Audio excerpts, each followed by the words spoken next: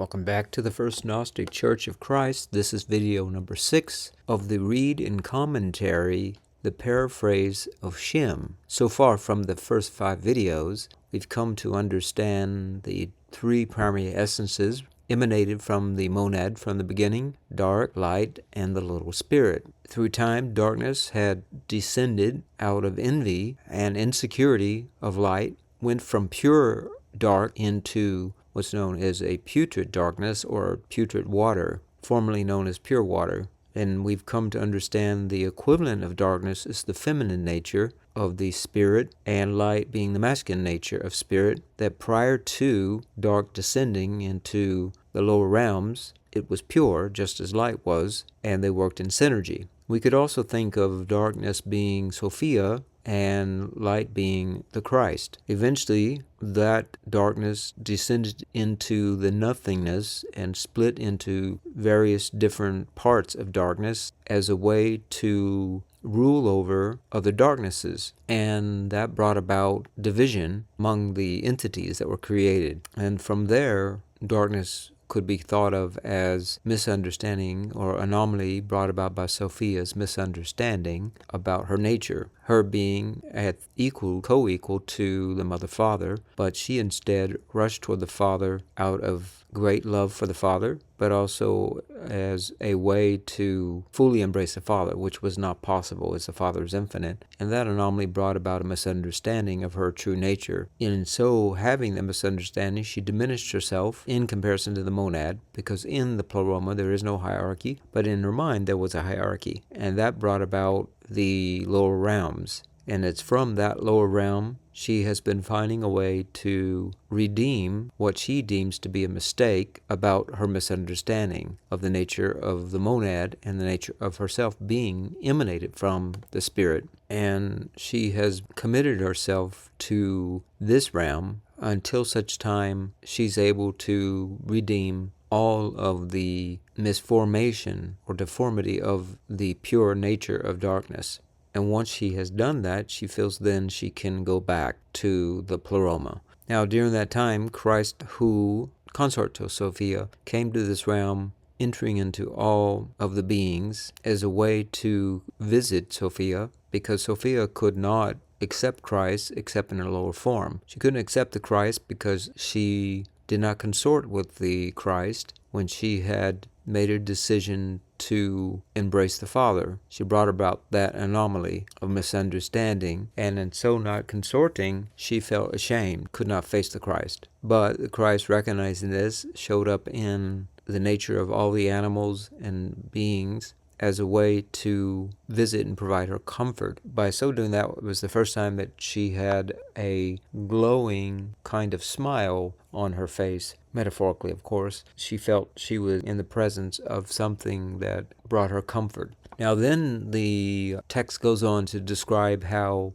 darkness created havoc on the earth each time that humanity would rise up in knowledge, and it brought out the section titled Demons Bring the Flood in the Tower of Babel, comparing Jehovah to the demons. The tower and the flood were a way to really do 2 things. One, ensure that humanity does not have interaction with any known as foreign flesh, in this case aliens or angels, anything that was not of human stock. This was forbidden by Jehovah God. And that is what brought about the flood, as the angels had left their original state as described in Jude and interacted with humans and even had intercourse and had progeny, often known as giants of that time. And then at the Tower of Babel, when man had risen up in knowledge, built the tower up to the skies to reach the face of God, Jehovah came down, and at this point, all of humanity shared a common language. My guess it was all of the 72 languages at that time, the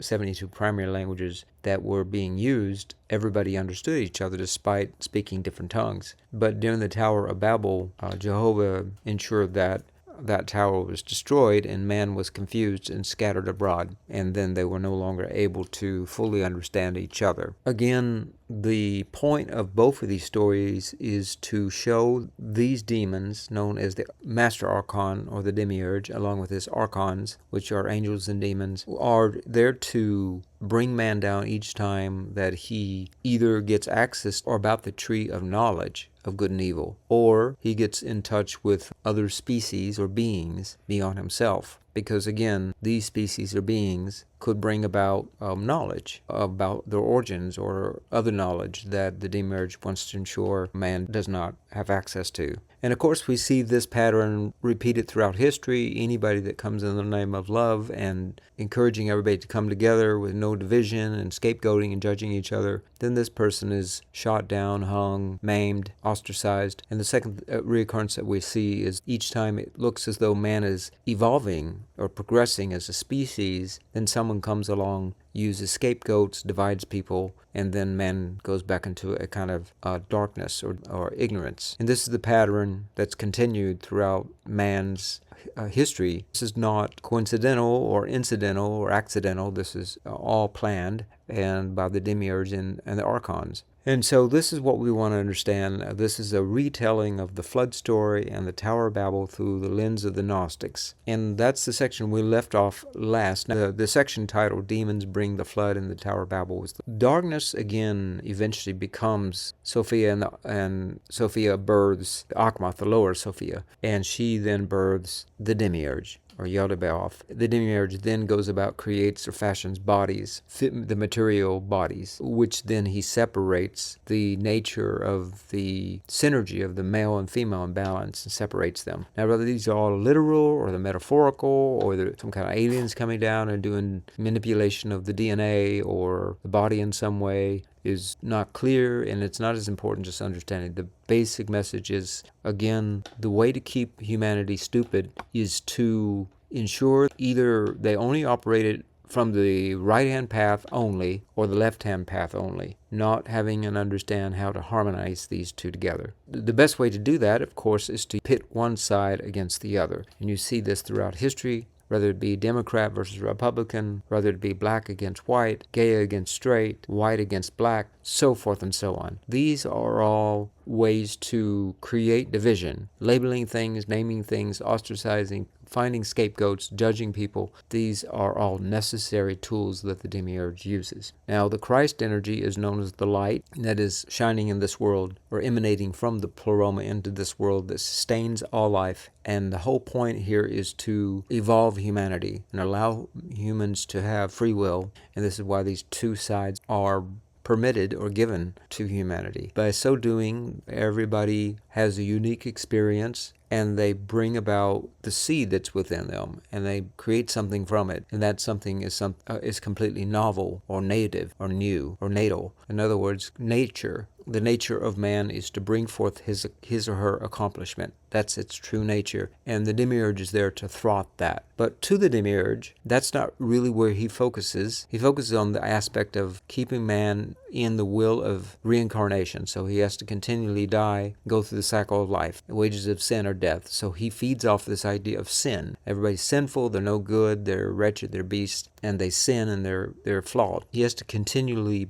get humans to believe this, because it's the opposite of the true nature of humanity. And that's the first one. And the second one, of course, is he has to keep humanity dumbed down, not awake. And even using terms like awake is a politically incorrect or a bad thing, for example. You can see that in modern times. This is what the Demiurge continues to do, because, again, as man is being recycled, he brings with him more light or more energy, and the Demiurge then uses that to sustain himself and to sustain this continuation of himself being Lord of this universe. Now, let's pick up from there. We're picking up under the section, A Disturbance Undoes the Power of Nature. So it's written, O Shem, the disturbance that occurred at my wish happened so that nature might become empty, for the wrath of the darkness subsided. O Shem, the mouth of darkness was shut. No longer does the light that shone for the world appear in it, according to my will. Now, who's talking here is known as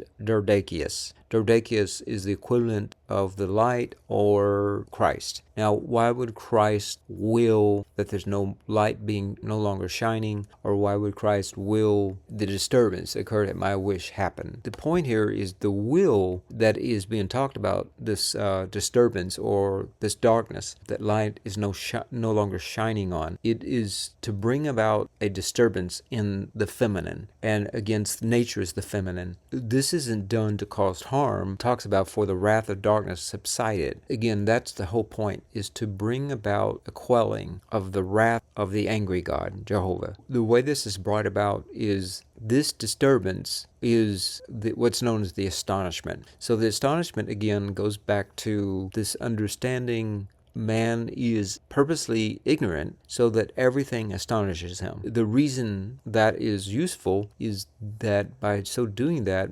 man is like an empty vessel, and therefore he can be open to receiving an infinite amount of potential. And so that also brings out why it's called the astonishment, is it brings out a curiosity about the wonderment of nature. It really blows his mind, so to speak. It's quite astonishing to man to be so feeble in his understanding about the grandness of the universe. And so that's where the man is emptied out. And so it creates this lack of light. That then is according to the will. And it goes on and it says, when nature had said that its wish was fulfilled, then every form was engulfed by the waters in prideful ignorance. This is when the Demiurge is proclaiming, I'm God, and I feel everything. I'm your answer to everything. Nature turned her dark vagina and cast from her the power of fire, which was in her from the beginning through the rubbing of the darkness. Comparing Sophia Akhmat as a kind of harlot, because she's having intercourse with everybody or everything. And this is what you see. The nature of this realm is to consume everything, eat everything. It's a kind of intercourse. You heard that term, full course meal? Well, that's a type of intercourse that everybody's having. Everybody's eating everything up. Plants eat the soil, and the soil eats the bugs and the dead stuff, and the dead stuff eats the plants that come from the ground, and so forth and so on. So you see,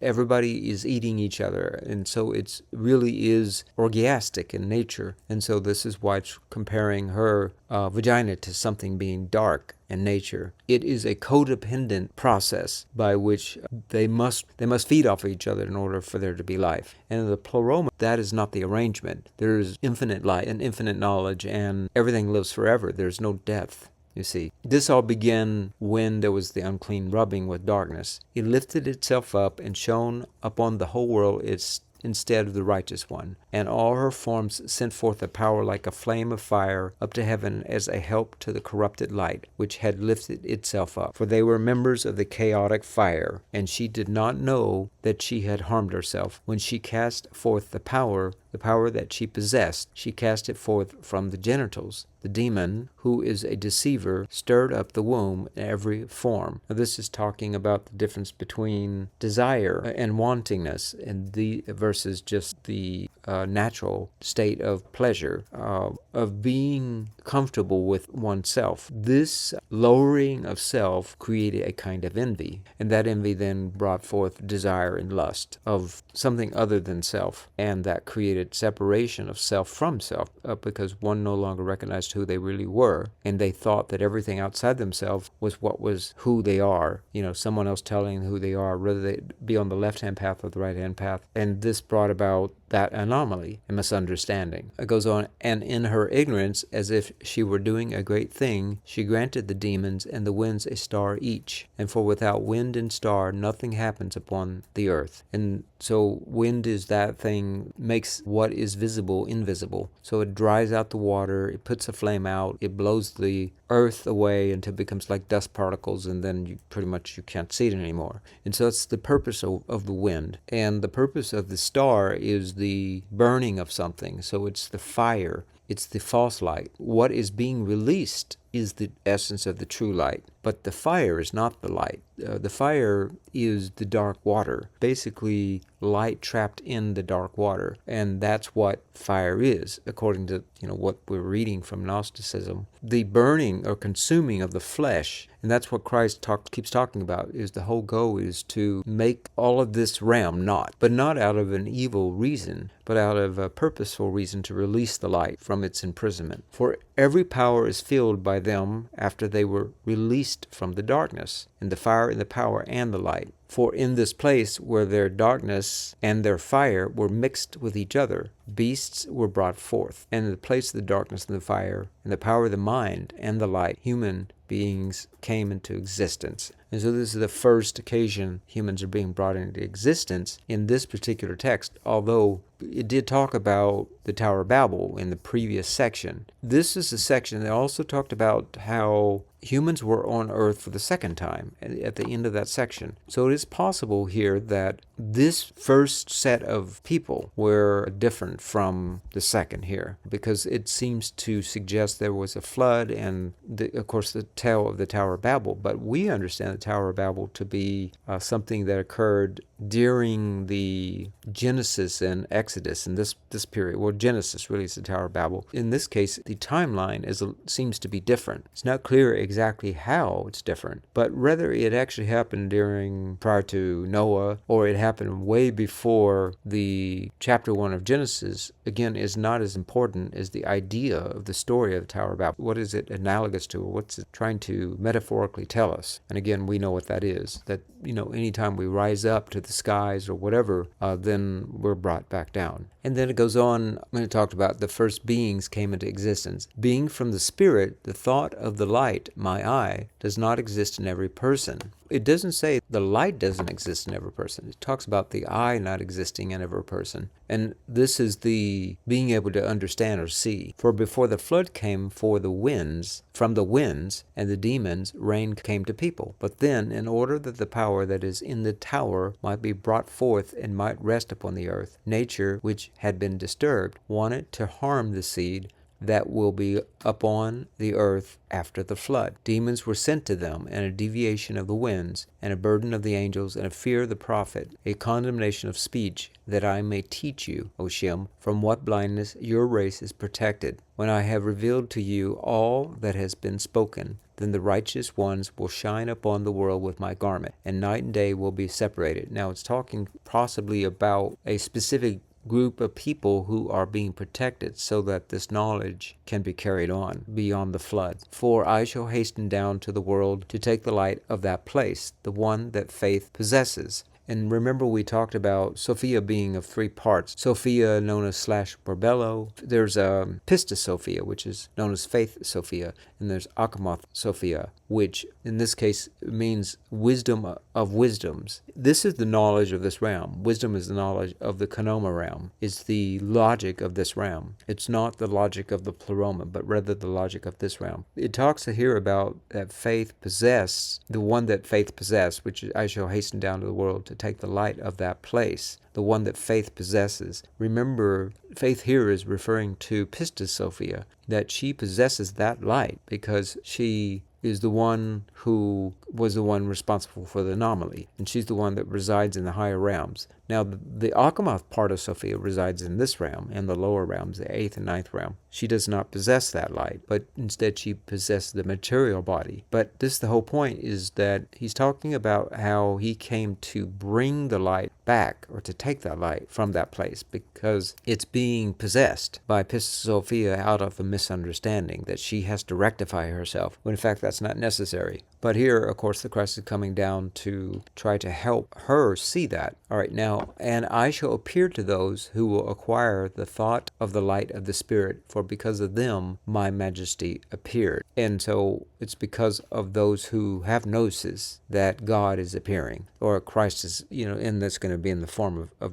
Christ, through the man of Jesus Christ. So he'll appear. All right, now this next section is called Sodom, city of Gnosis, is unjustly burned. Now you see already the heading here is making it very clear this write-up of what happened in Sodom and Gomorrah is very different from the way we read it in the Bible example. In the Bible example, of course, the angels were poorly treated, and Sodom and Gomorrah were bad places. There was no righteous people, according to Jehovah here, not Father, Mother, or Monad, but according to Jehovah. Why was Sodom and Gomorrah destroyed? Because they didn't show hospitality to strangers. In this case, specifically, they didn't show hospitality to the angels. But also notice that each time the angels have any kind of potential sex or intercourse with man, then Jehovah God brings about some kind of destruction. Now, of course, the first one was the Nephilim, who came down to earth and had intercourse with the daughters of men and had progeny with them. And, of course, that's then follows the flood.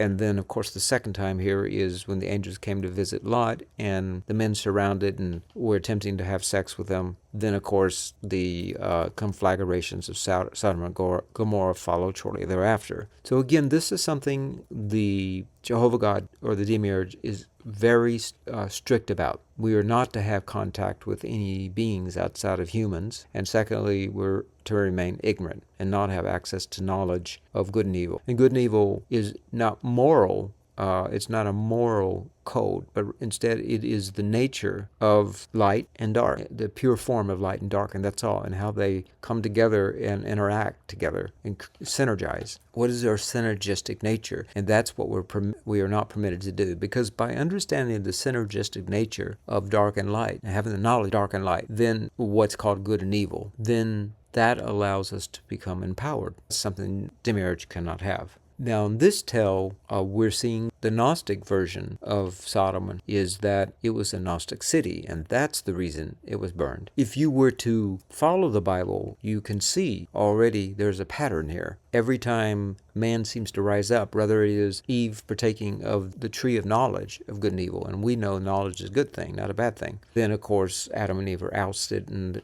death is introduced to them. The second time, when man had become more capable and knowledgeable, and they were able to have masonry and build the Tower of Babel, and they could understand each other, and they all got along. Then, of course, Jehovah comes down and destroys and causes confusion. And what does Christ say about the first liar? The devil himself is the first murderer and the author of confusion. And who was the first murderer? Well, of course, it was Jehovah, because he introduced death to Adam and Eve. Of course, we then see the flood when Nephilim came to interact. And, of course, they brought all manner of teaching about tools and industry, as well as how to put makeup on. And then, of course, what happens shortly after the flood. And so it makes sense. Why then would Sodom be an outlier? Of course it's not. The same thing is happening here, where Sodom begins to gain Gnosis, and then Jehovah comes down and he destroys Sodom. It's written here, when he will have appeared, O Shem, upon the earth, in the place that will be called Sodom, then safeguard the insight that I shall give you. Who is he? So it doesn't make clear yet, so we're going to get to this. For those whose heart was pure will congregate to you because of the word that you will reveal. In this case, I'm presuming it's talking about when the Demiurge appears. For when you appear in the world, dark nature will shake against you, together with the winds and a demon. The demon here is the Demiurge, that they may destroy the insight. And what is that insight? Well, it's Gnosticism. It's about the tree of knowledge, good and evil, and not having access to the tree of life. But you proclaim quickly to the Sodomites your universal teaching, for they are your members. For the demon of human form will part from that place by my will, since he is ignorant. He will guard this utterance. But the Sodomites, according to the will of the Majesty, will bear witness to the universal testimony. So in other words, they'll go out and they'll spread it. They'll teach others. That's the part Jehovah gets angry. They will rest with a pure conscience in the place of their repose, which is the unconceived spirit. And again, this is going back to unconceived, the unbegotten. That they are resting in that, the very seed that's within themselves, not something outside themselves, not some spiritual man-made laws, but rather that unconceived spirit within. And as these things will happen, Sodom will be burned unjustly by a base nature. For the evil will not cease in order that your Majesty may reveal that place. it all starts with how the Demiurge will start to create division in Sodom, and then that eventually causes Sodom to de-evolve. Then the demon will depart with faith, and then he will appear in the four regions of the world. Faith in self. It will take with it any understanding of the existence of the higher Sophia, the higher nature, feminine nature. The feminine must always be desecrated and put down. So it will rob faith from humanity. Faith in self, faith in the feminine part of the way of things, so that it's desecrated. So it takes it with it, so that man can have access to it. And then he will appear in the four regions of the world. And when faith appears in the last likeness, then will her appearance become manifest. It talks about the four regions of the world. When it appears in its truest form, and that's its last likeness, then everything is manifest. For the firstborn is the demon, who appeared in the union of nature with many faces, that faith might appear in him. So people will have faith in false religions. For when he appears in the world, evil passions will arise. And when you create, that's where lust comes about, is because man's true nature is oppressed and suppressed. Because to seek out pleasure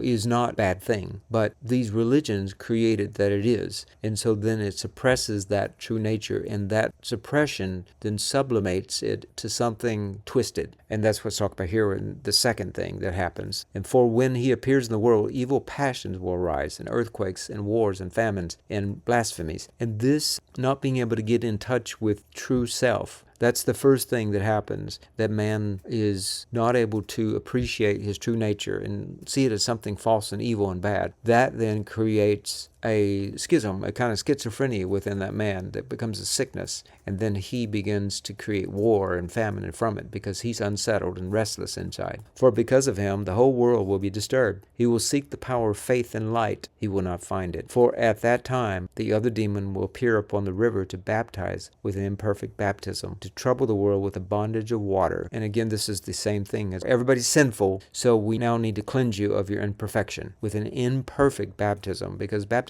isn't about being imperfect. Baptism is about being perfect, meaning that we are perfect. Baptism is a reminder that we've been dunked into the dark, dank waters, or the putrid waters, and that our goal is to rise back up where we originally came from. So we're above the water, we're dunked in this realm, and our goal is to cleanse ourselves, meaning our minds, about how we perceive ourselves, that we are indeed perfect. We are to cleanse our minds of the idea that we're imperfect. But the whole idea here is that Demiurge is constantly here to make you think that you're sinful and you're bad and you're the cause of all the bad things that happen in this realm, and to trouble the world with a bondage of water. But it is necessary for me to appear in the members of the thought of faith to reveal the great things of my power. I shall separate it from the demon who is Solus, and the light that he possesses from the spirit I shall mix with my invincible garment, as well as him whom I shall reveal in the darkness, for your sake and for the sake of your race, which will be protected from the evil darkness. Now here it's just implying Christ's coming to this realm. The spirit will enter into a physical body, in this case the man body,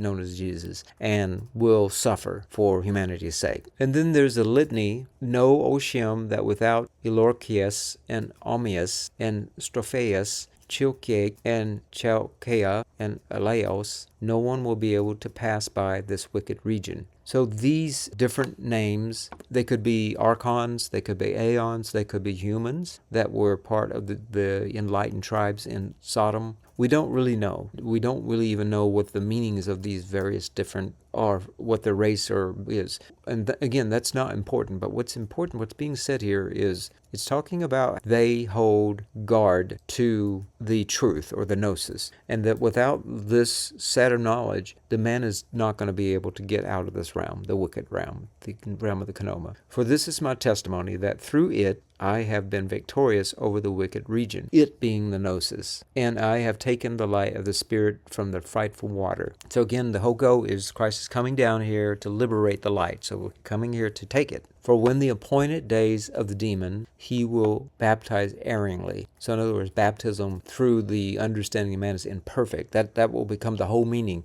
Christianity itself and all the religions of the world will become about cleansing man from his bad self. He's a bad person. Draw near, then I shall appear in the baptism of the demon to reveal with the mouth of faith a testimony to those who belong to her. So who is her? Well, Sophia, Pistis Sophia. He said, I shall appear in the baptism of the demon to reveal with the mouth of faith. This gnosis will still get through, even with all of these fake religions that are being created by the Demiurge and his minions. It will come through nonetheless, is what Christ is saying here. I testify you, spark, unquenchable, Osei, the elect of the light, the eye of heaven, and faith, the first and the last, and Sophia, Saphia, Saphiana, and the righteous spark, and the impure light. And you, east and west, north and south, upper air and lower air, and all the powers and authorities, you are in creation. And you, Malakta and Sak, are from every work and every impure effort of nature. And again, these are beings that are part of spreading this gnosis, and they have this gnosis, and through these beings, this gnosis is shared. Through that gnosis is the only way man is going to be able to realize his true nature and liberate himself in his light out of this realm. Then I shall come through the demon down to the water, and the whirlpools of water and flames of fire will rise up against me. Then I shall come up from the water, having put on the light of faith and the unquenchable fire. And remember, the chaotic fire is referring to the fire of this realm, the false light. When he talks about, that I shall come up from the water, it's come up through faith. I'm coming through Sophia. And that's the Holy Spirit that was left when Christ was resurrected and went back up or ascended. He said, the Comforter will come to you. It's through the Comforter that he's coming, and that we're being reminded that through my help the power of the Spirit may cross over she who has been cast in the world by the winds and the demons and the stars, and in them every unchastity will be filled. Finally, O Shem, consider yourself pleasing in the thought of the light. And this is the part where he's telling everybody the Mother Father is pleased in you. Do not let your thought have dealings with the fire in the body of darkness, which was an unclean work. These things that I teach you are right. This is the section called the paraphrase. This is the paraphrase. For you did not remember that it is from the firmament that your race has been protected. And do you remember the firmament when we talked about the firmament in the first chapter of Genesis and the Gnostic text that talked about the firmament? The firmament is that part of the universe, cosmos, that separates the economic realm from the pleroma realm. And so it says, for you did not remember that it is from the firmament that your race has been protected. So it is through the firmament, because that's the realm where Pistis Sophia resides, or she came into this realm. And it's through that light was brought into this realm. Elorkios is the nature of the great light, the place from which I have come, the word that has no equal. And so it's calling the great light Elorkios. Now, I don't know if it's referring to one of the first three essences that were created light, or is referring to a different light known as the great light, in this case being called Elorkios. The likeness is my honored garment. The garment is not, of course, the Christ, but it is the likeness of Christ. And Dardakius is the name of his word in the voice of the light. And the name of his word is the Christ, or anybody's name. In this case, the first begotten Son is Jesus Christ, but anybody else that will then become a Christ will have their own name. That's the voice of the light. That light is called Dardakius. That is the first light that was ever brought about. That's